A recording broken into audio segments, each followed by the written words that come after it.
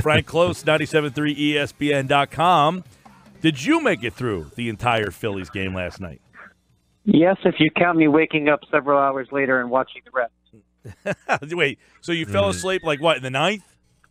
Oh, way past that. But I didn't make 14, but I think it was somewhere around 12, and then I woke up and had to go back. Okay, well, it was a tough way to lose the game last night. We got the poll question up at 973 ESPN on Twitter that people can interact and vote with, and we asked them, 110 pitches, 3 hits, he's cruising along. Are you okay with Gabe Kapler going to Dominguez in the ninth to close that thing out? I am, personally. I think the problem is if you bring Arrieta out for a ninth inning, things could get bad pretty quickly. Like, he walks one guy, then all of a sudden he's in some trouble, and then it's a close 2-0 lead. And then, for the most part, Dominguez has been outstanding for the Phillies. He's had a couple of hiccups lately, and I think it's actually important, for your closer, if he has a blown save like Dominguez did on Sunday, that you bring him right back and show the confidence in him. And unfortunately, it just so happened that 2 days in a row, he gets hit hard and blows a save.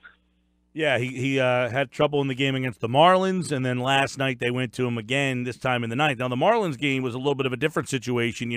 They're not really using him as the quote-unquote closer, but they're using him in the most high-leverage situation, it seems like.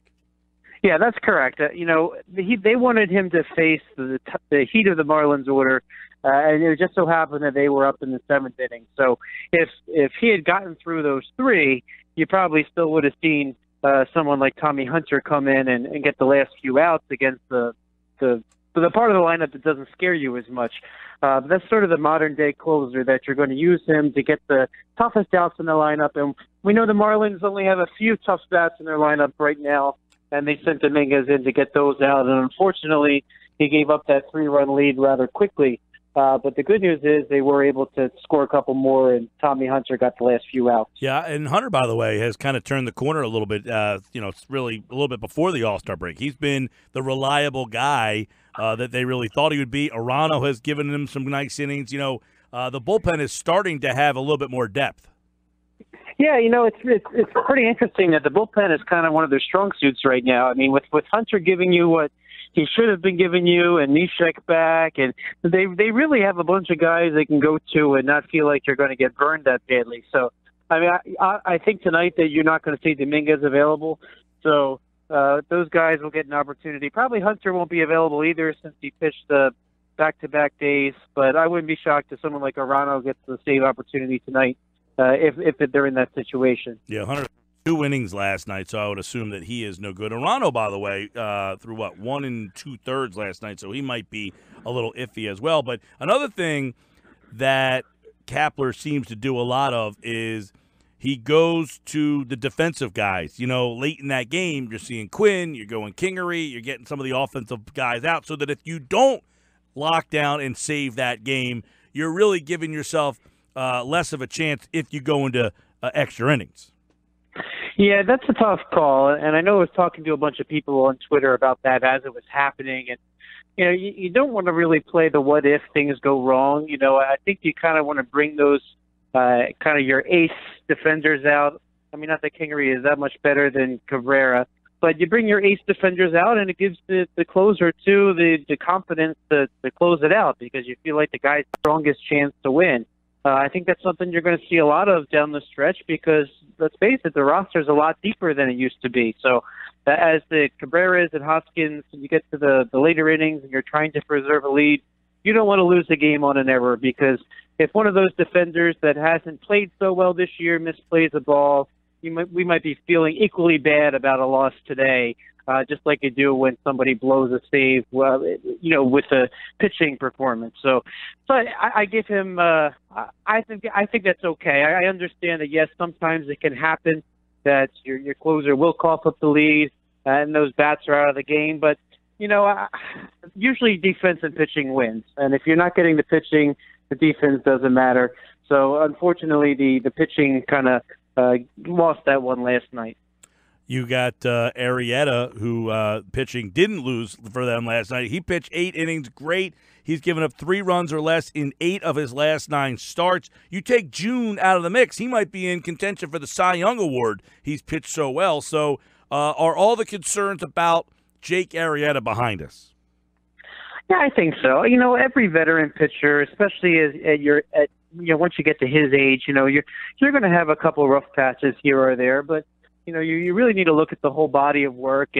And like I've told people before, my good buddy Matt Albertson, who writes some historical pieces for Sports Talk Philly, he actually texted me a couple starts ago and said, well, I don't know if this Arrieta signing was a good idea. And then, but we went back and forth, and I was able to change his mind because, if he doesn't make this rotation, then Ben Lively would have been around and Zach Eflin been around, and behind them they really had nobody to come up until De Los Santos got some more experience at AAA. So the amount of drop-off that you have if they didn't add an Arrieta to going the Lively route, and maybe you had to move some people around, and even Lively's hurt at AAA, it's a huge drop-off. So I think the Phillies are getting everything they spent the money on, and they'd hope that they could get from him sans a few starts in one particular month. All right, let's get to some of the mailbag questions, starting off with Chris, who says, remember when I said that I assumed the Phillies would sell on Franco? He's apologizing for that, Frank. Yeah, really, Maikel Franco's Phillies career, for all intents and purposes, should have been over. They were willing to let J.P. Crawford get those starts at third base over Maikel Franco.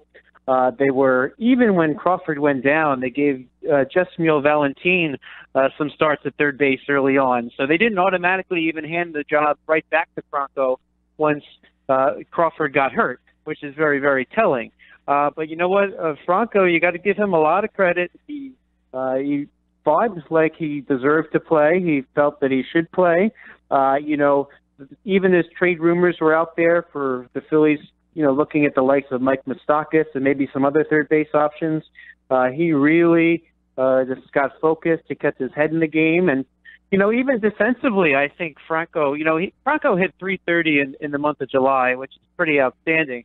But his defense, just watching the games, he seems to be really focused. And I know in the past when Franco was struggling, we've kind of seen his head get out of the game defensively too. But he is really tuned in. He's really focused. And, I think the Phillies and Gabe Kapler deserve a lot of credit for not handing him the job, even when Crawford got hurt. They really kind of set the expectation that if he's going to be a starting third baseman for the Phillies, he really needs to earn it. And someone like Franco, maybe that's what he needed to hear. And he went out and said, look, I want to earn my way back into this. And let's face it, the Phillies might have made a trade in July if Franco didn't give them what they gave him. And I think they're willing to listen. I don't know that they're sold on him long term yet, but I think that they were very content to not acquire a third baseman at the trade deadline.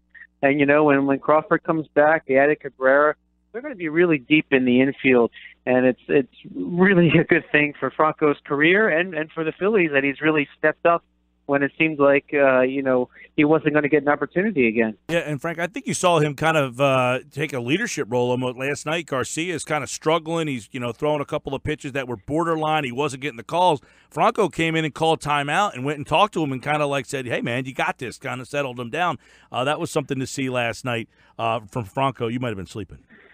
Oh, no, I was awake for the Garcia inning. But yeah, you're absolutely right. And I think one thing about Franco, when he came up, the Phillies had nothing. Right? You compare the lineup even this time last year.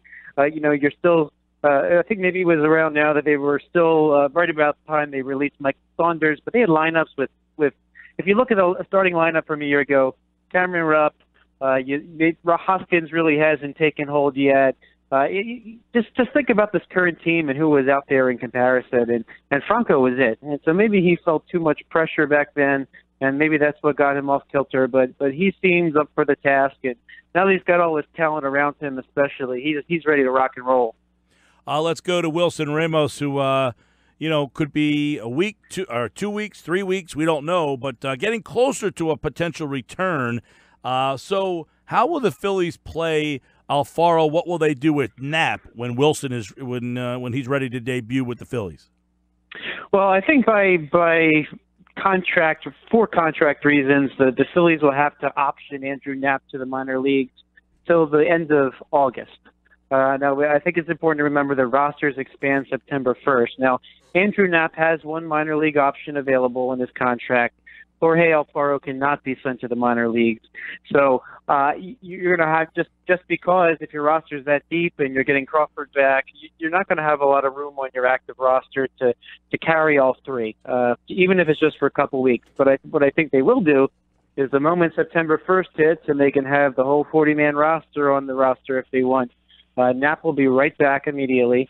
Now, it's kind of common that teams carry three catchers in September because, let's face it, that's a very brutal position on the body, and you want to try to keep your catchers healthy, especially if you're in a pennant race. So you'll probably see Ramos, the starter. He'll really serve as sort of a mentor to Knapp and Alfaro. And, Knapp, as a switch hitter, he's probably going to get a lot of pinch hitting opportunities, depending on the lineup for the day. The fact that Knapp is a switch hitter really does open up some possibilities for him. And let's face it, the Phillies are using him as a pitch hitter a lot because he is a left-handed bat, and he has had some success as a pinch hitter this year. So I think it'll be a temporary movement to the minor leagues just for a couple of weeks, just so that they can manage the roster. And then when that's done, you'll finally get a veteran to really mentor these two young catchers. I mean, if you think about a lot of the catchers in baseball, usually you like to pair your young catcher with a nice veteran backstop who has a lot of experience. Phillies never got to do that because Knapp and Alfaro kind of came up at the same time. So the Phillies are really kind of, I don't want to say stuck carrying them both, because I do think they have a lot of talent in their own various ways. But they never really had the opportunity to have a veteran mentor them. And hopefully this will be that for them, and they'll be ready to take over the catching position for good next year. Speaking of the catching position, you mentioned Alfaro. I mean, I'm looking back. I saw Cole Hamels the other night pitch another good game for the Cubs. It's 2 in a row for him. But looking back to that Hamels trade, you got Alfaro, you got Nick Williams, you've got Jared Eichhoff, and he's part of the next question from one of our listeners here, John, who wants to know, once Eichhoff and J.P. Crawford are healthy, where do they fit in? But going back to that Cole Hamels trade, to get three players, Eichhoff, Nick Williams, and Jorge Alfaro, looking back to that Hamels trade from a couple of years ago, they did pretty well in that deal. Yeah, to get three major league starters on your roster, one pitcher and two position players that are on your team right now making a difference. I mean, that's a tremendous return. You think, well, Cole Hamels was a great pitcher. He was. But to really turn the page, you really need to try to get multiple assets. And at the time they made the trade, some people said, oh, you didn't get Omar Mazara, their best prospect. You didn't get Joey Gallo. I think that if you look at the other available options, you feel really good about that trade. And even thinking back to some of the untouchables that were on other rosters, like the Boston Red Sox, that didn't want to trade Blake Swihart, who's kind of a fringe major leaguer at the moment, and down in San Diego, Austin Hedges, who really hasn't taken hold of that catching position, and the fact they just traded for a top catching prospect in San Diego.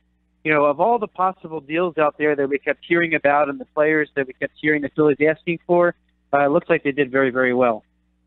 All right, Frank, we got the Phillies taking on Arizona. It's Greinke going tonight for the Diamondbacks, so a tough pitching matchup for the Phils with Pivetta on the mound. Then Velasquez will get the ball tomorrow to try to see if they can win 2 in a row and win this series. We know at this stage of the game, every win, a big one for the Phils. First place for the Philadelphia Phillies. They take on the Arizona Diamondbacks. You can always send Frank your questions at Frank Klose with the K, and listen for the mailbag right here on the Sports Bash. Thanks, pal. Thanks, guys.